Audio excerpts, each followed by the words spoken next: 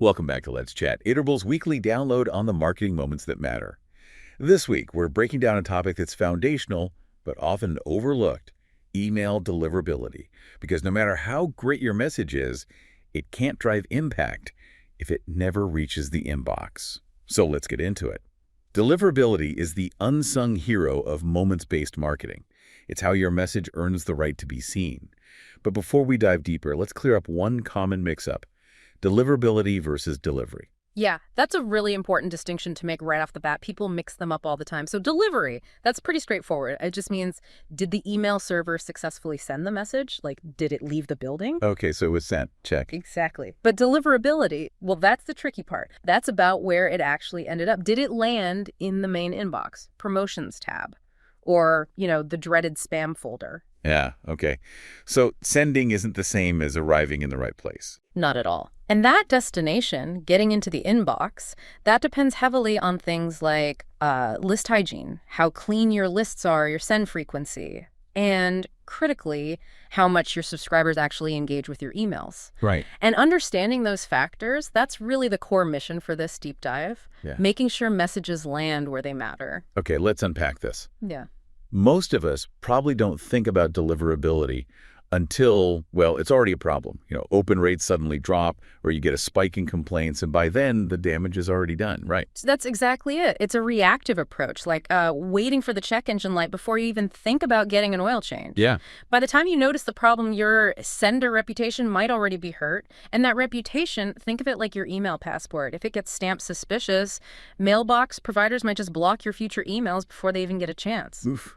Okay, so waiting is definitely not the strategy. You need to build the right foundation from the start. Absolutely. Foundation is key. And that really starts with getting your authentication sorted out. It's like building trust with the mailbox providers. Authentication, you mean things like SPF and DKIM? Precisely. SPF and DKIM, and also DMARC.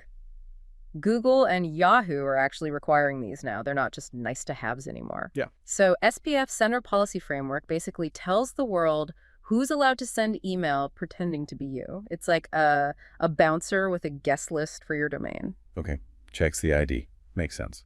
Then DKIM domain keys identified mail adds a kind of digital signature. It proves the email hasn't been messed with in transit and really came from you, like a tamper-proof seal. Got it. Integrity check. Right.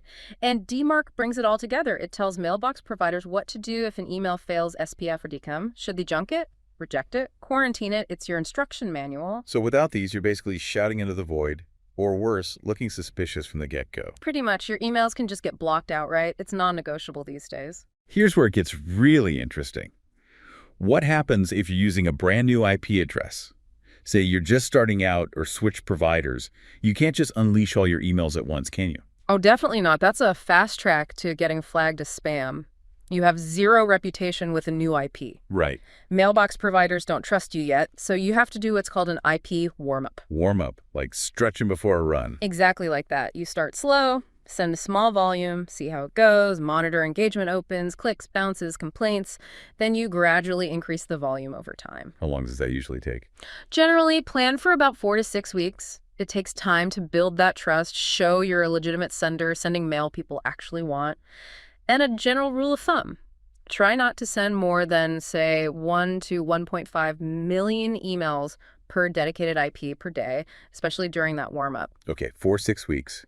Start slow, ramp up carefully. Got it. And another really important foundational piece is splitting your message types. Splitting them. How so? Keep your transactional emails things like order confirmations, password resets, shipping updates on totally separate infrastructure from your marketing emails. Why is that so important? Well, a couple reasons. First, compliance. Marketing emails legally have to have an unsubscribe link. Transactional ones usually don't. Right. But more strategically, it protects your essential messages. If, say, your marketing campaign hits a snag, gets some spam complaints, you don't want that dragging down the deliverability of your critical password resets or order confirmations. Okay. Risk management. Keeps the important stuff flowing reliably. Exactly. It protects that core customer experience. So what does this all mean for someone choosing an email service provider? Sounds like you need more than just a platform that sends emails. Absolutely. This is a huge strategic decision. You need an ESP with a really robust and flexible platform, one that can handle, massive amounts of data at scale, especially if you want to do real-time personalization. Like adjusting content based on what someone just did. Precisely. Look for things like a strong metadata store, sometimes called a catalog, that lets you access product info or content easily without having to duplicate tons of data on every single user profile. It's foundational for doing that kind of advanced personalization efficiently. Choosing the right ESP partner is critical here. That's a lot to consider for the foundation, but once you've got the tech right, you still got to think about who you're sending to. Yeah. And it turns out bigger isn't always better. You've hit on a huge point there. So many marketers are focused purely on list size, on volume, but honestly, the quality of your audience is just as crucial, maybe even more so than how big the list is. Quality over quantity. Exactly. And that brings us to list hygiene. Keeping your lists clean is absolutely critical. It impacts your inbox placement, your domain reputation, and honestly, just basic customer happiness. If you're sending to people who don't want it or to bad addresses, mailbox providers notice. So how do you stay proactive with cleaning? Several ways. Simple stuff first. Using double opt-in when people sign up. That confirms they really want your emails. Good filter. Definitely. Using tools like reCAPTCHA to block bots from submitting fake addresses on your forms, that saves headaches later. Right. Keep the junk out from the start. And then the obvious, automatically removing addresses that hard bounce, the ones that just don't exist. No point sending there. But the really key part is engagement-based pruning. Meaning looking at who's actually opening and clicking. Yes. Regularly identifying and either suppressing or removing subscribers who consistently ignore your emails, people who haven't opened or clicked in, say, 6 months or a year, depending on your sending frequency. And it sounds scary to some people, cutting down the list size. It does. But holding on to those disengaged users actively harms your sender reputation. They drag down your overall engagement rates, which is a big signal to mailbox providers.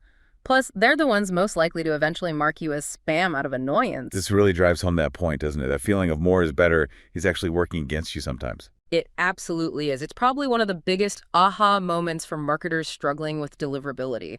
More isn't more. Better is better. A smaller, engaged list always beats a massive list that's hurting your inbox placement and full of people who don't care. Okay, focus on the fans, basically. You got it. Quality engagement is the name of the game. So we built the right foundation, and we're keeping our lists clean. Now, how do we make sure our messages are hitting the mark at exactly the right time for each individual, making it relevant? Right, because great deliverability now really hinges on what you send, who you send it to, and crucially, when it actually hits their inbox. We're way past just batch and blast emails. Goodness. Yeah, marketers are now using AI and real-time data to manage potentially millions of unique, personalized conversations all at once. And that requires real adaptability in 3 areas. First, the right message.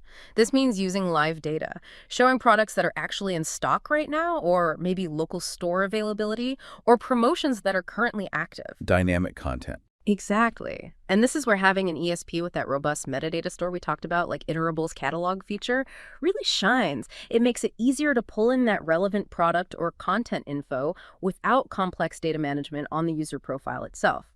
Match the person to the right content easily. Second, the right audience. Go beyond just demographics. Target based on behavior. What have they browsed? What's in their cart? What did they buy last time?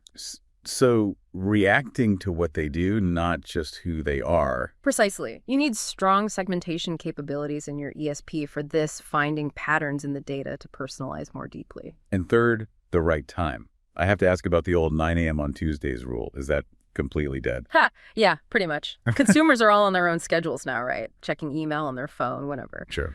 So relying on automation and AI, things like send time optimization features, which some platforms offer, is key. These tools look at individual user habits and predict the best time to send to that specific person to maximize the chance they'll see it and engage. Meeting them when they're active, not when we think they should be. Exactly, whether that's 6 a.m. Saturday or 10 p.m. Wednesday. And actually, there's an interesting wrinkle emerging here. Non-human engagement. Non-human, like bots.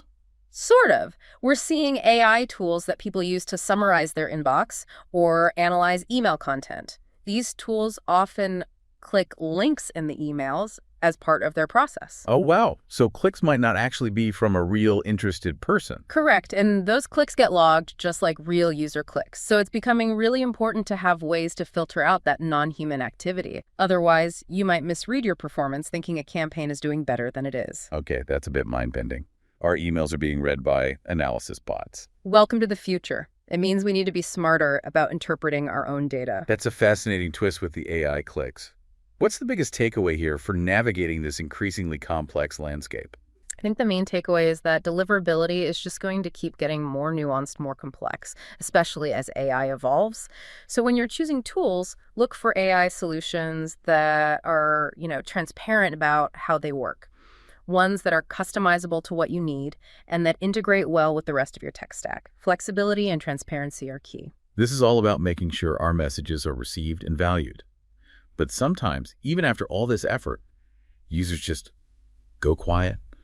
They stop opening, stop clicking. What then? Do we keep sending, just keep hoping? That's a really tough but critical question. And usually the answer is no, you shouldn't just keep sending indefinitely. Email really shouldn't be a one-way megaphone. Right. Every single email you send to someone who's clearly inactive or disengaged actually chips away at your sender reputation. It tells mailbox providers, hey, this sender's content might not be relevant anymore. It's like sending mail to an empty house. Exactly. And remember that stat. 43% of people say getting too many emails is the main reason they unsubscribe.